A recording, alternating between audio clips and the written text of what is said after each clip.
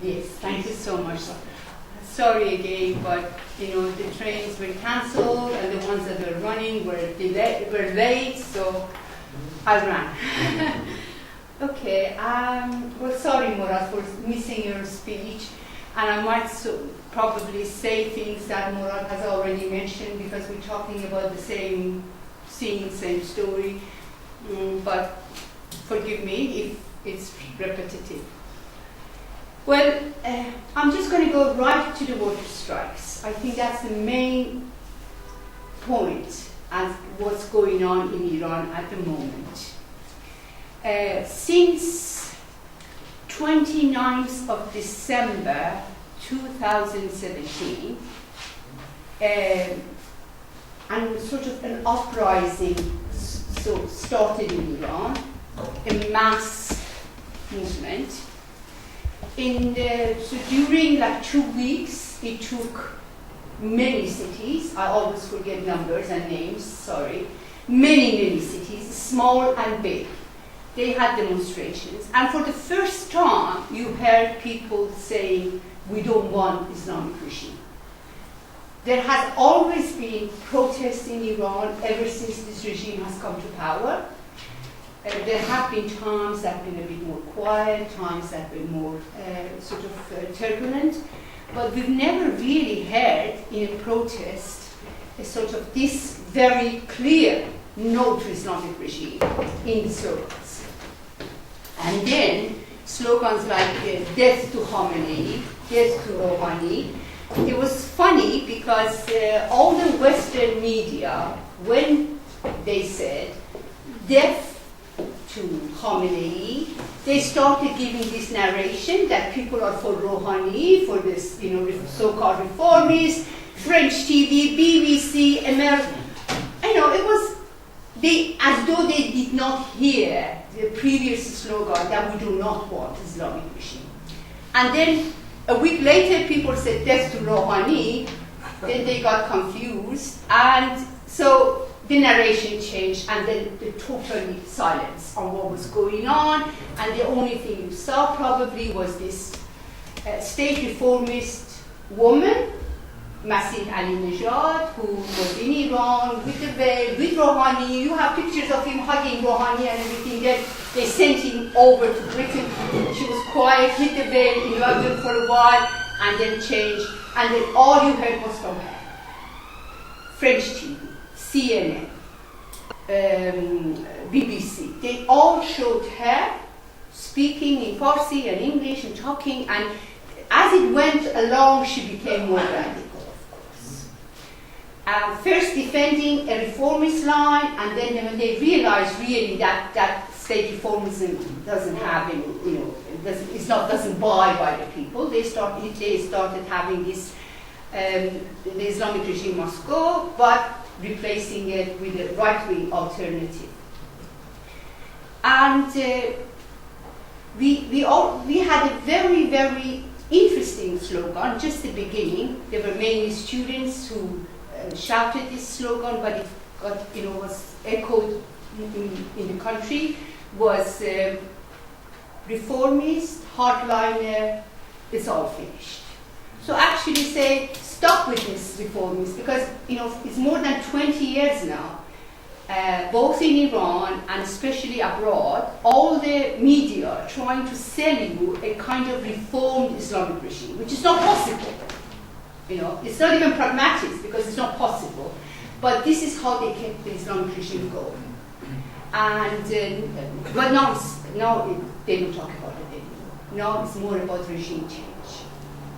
And I'll get to that later, but I'd like to point to the worker strikes. There were worker strikes from the beginning of this mass uprising everywhere. Every day you had some strikes in some part of Iran. The main demand was unpaid wages. If you think the workers in Iran are paid 3-4 times under the poverty line by official statistics. It's not me making it up. Even if we take the official statistics, that they say you need something equal to $500 in order to be on the a bit over the poverty line for a family of 4.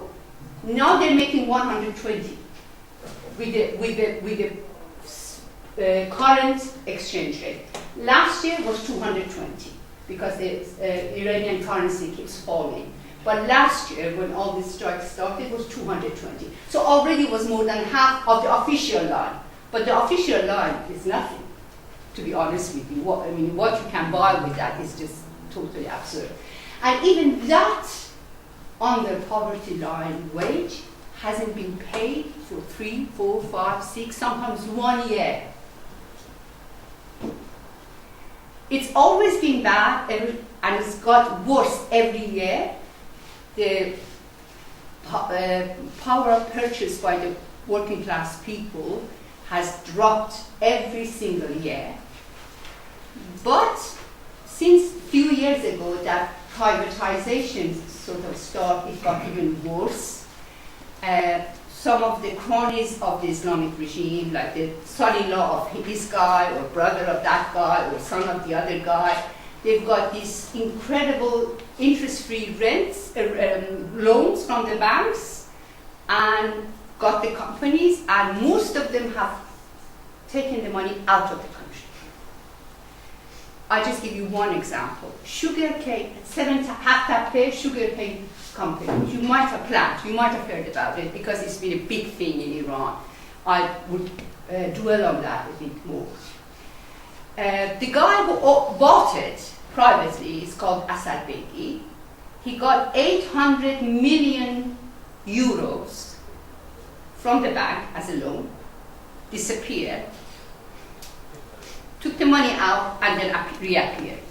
And that was when all this strike was going on in Haftape for unpaid wages. Started for unpaid wages, but then we had, it became very radical, and it just went over the question of wages.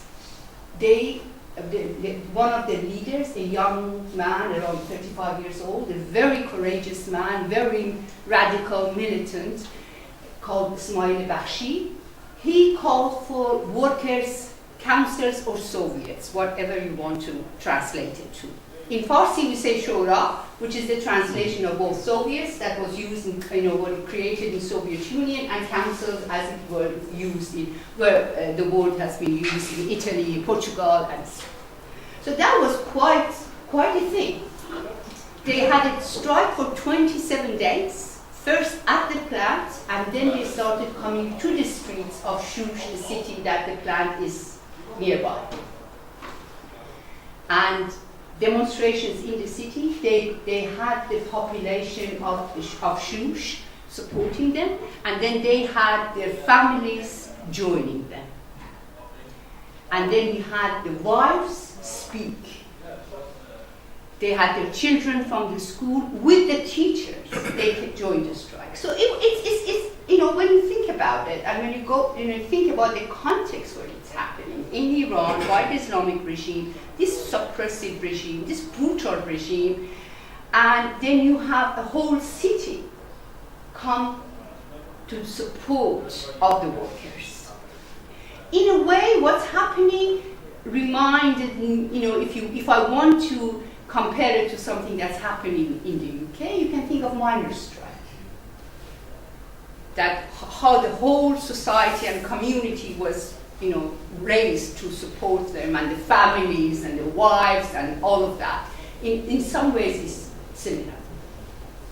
And then they arrested Bakhshi and about 17 other representatives of the workers, and also a workers' activist called Sepide Olian, who was there making reports, and so they arrested them. In 2 days, they freed everybody except Ismail and Sepide.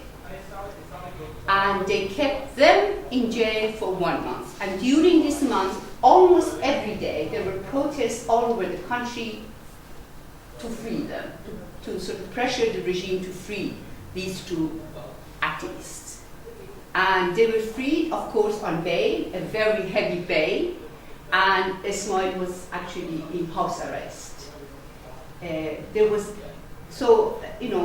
started broadcasting something made them talk under torture, as saying that they were, members of some worker communist party abroad and stuff like that. And after a few days, they went back and arrested them. I forgot. A few days after, a bit after Ismail was arrested, they went and arrested Ali Nejati, who is a retired syndicate or trade union representative of sugarcane. And it took a while after they released him on bail. And then they released, and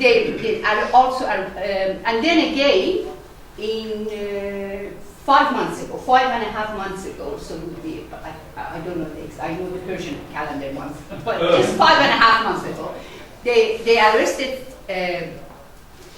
Smail Bakhshi and Sepide again, and 4 of worker activists who defended the strike of workers of Haftape.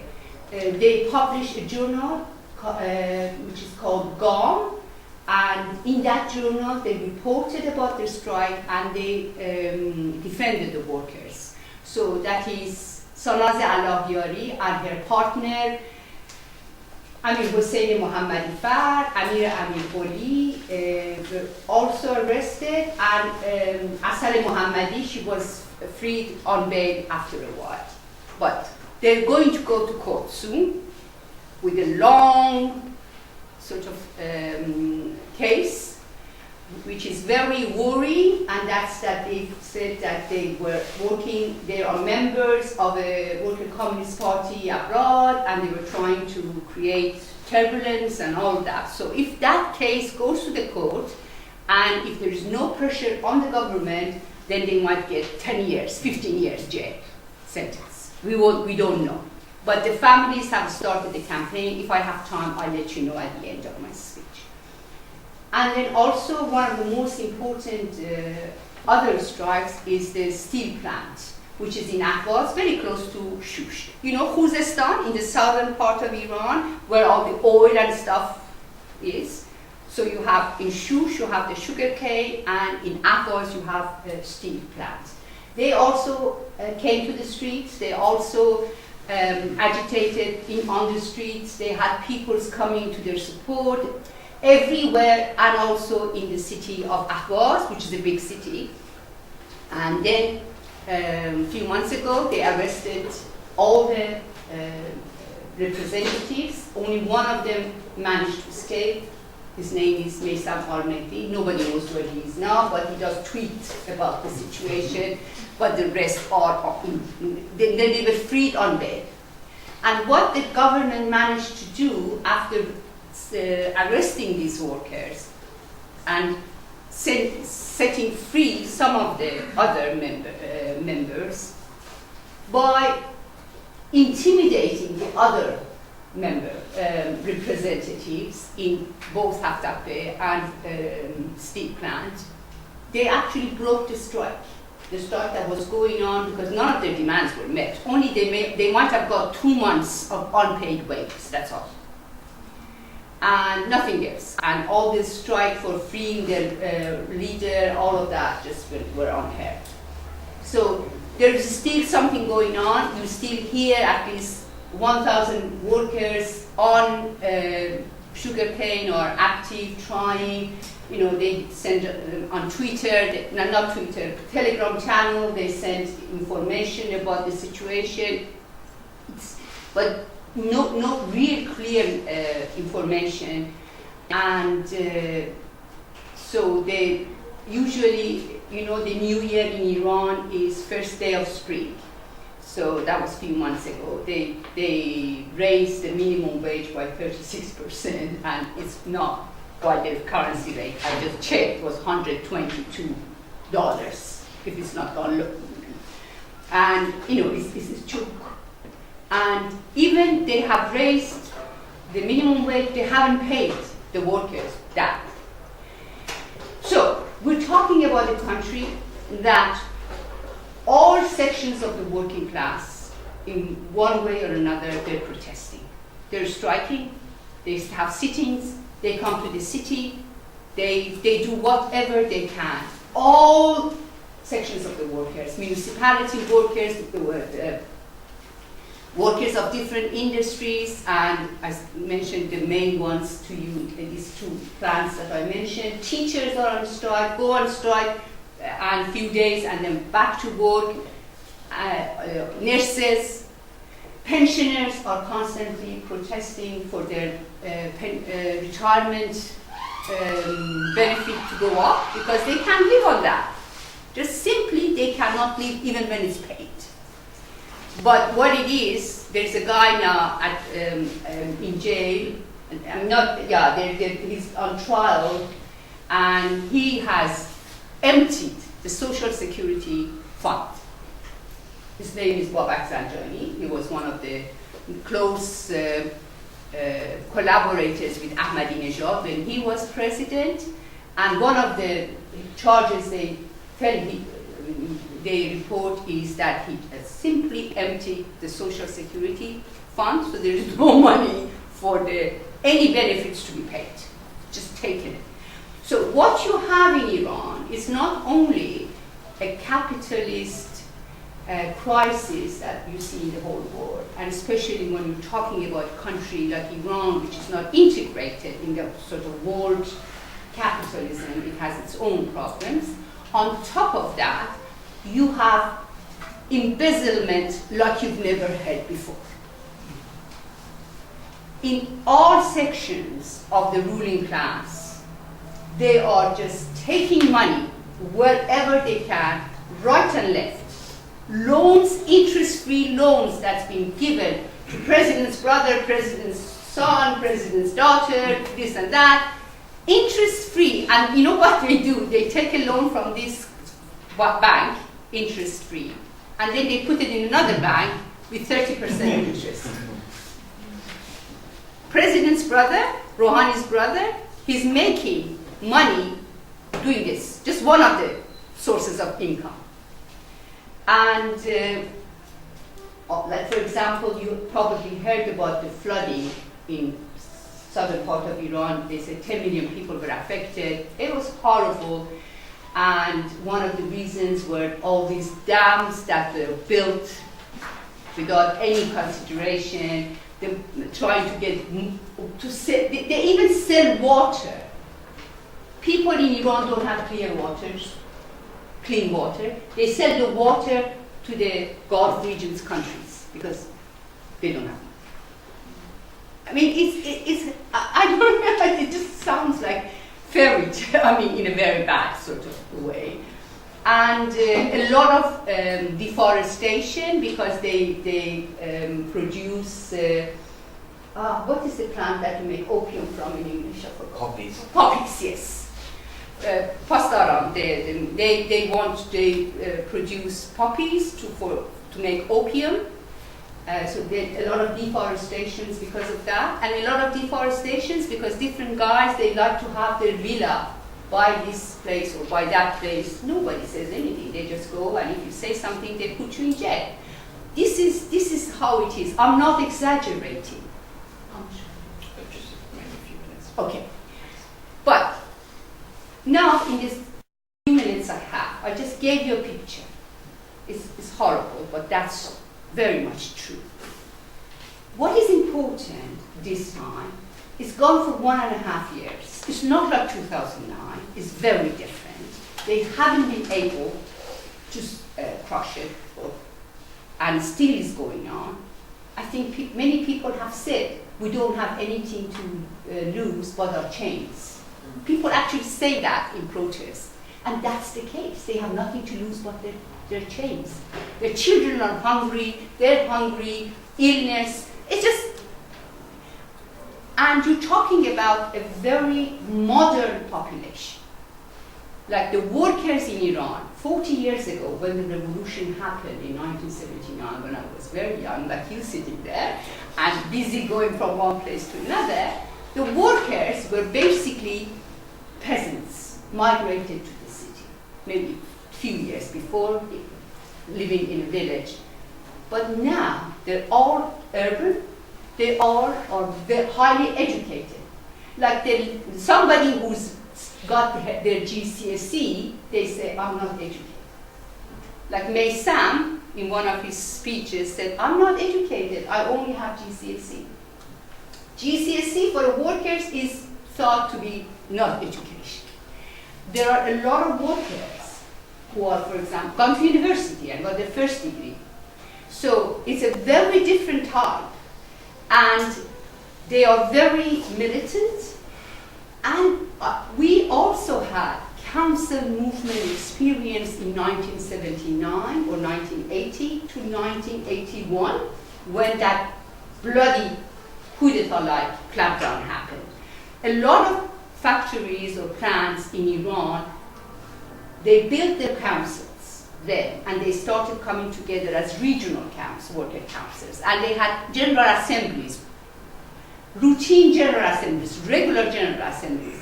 By June 1981, that regime clamped down and sort of crushed all the protests. These councils were banned and just.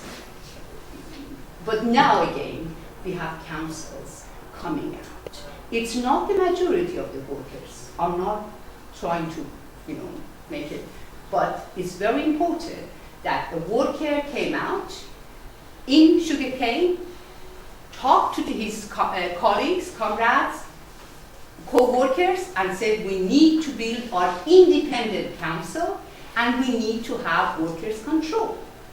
And then he talked about council for the whole society in a way, and these echoed in different places. So different places we heard. Just recently, couple of weeks ago, there was another protest in a factory close to sugarcane, Pars is called, and they were also asking for their councils, and their representatives were jailed.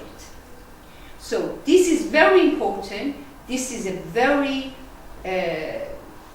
this talk tells you about a whole different kind of movement that's going on. Whether there is going to be a revolution or not, I don't know, but it's very likely. And so you all know is the regime change that Trump is for, and what they're trying to do is bring back a sort of like old regime.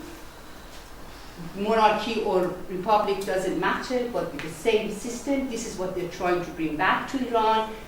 They haven't had any success, so we haven't seen anything happening yet. I'm just going to say one more thing. I hope if there's time for debate, because I think this council movement is very important, we should talk about it. But the families of Haftar case, they have started a campaign. I just got the message on my Instagram that there is campaign is called to free those the ones I mentioned to you, their names, and the families have started this, and hopefully it's going to gain momentum. And then, of course, they need any support they can get from abroad. And we also have, Steve, I think 4 people from the May 1st demonstration who were put in jail. And there's also a protest going on to free them. We have to see what's going to happen, but of course they would appreciate any help they can get. Thank you.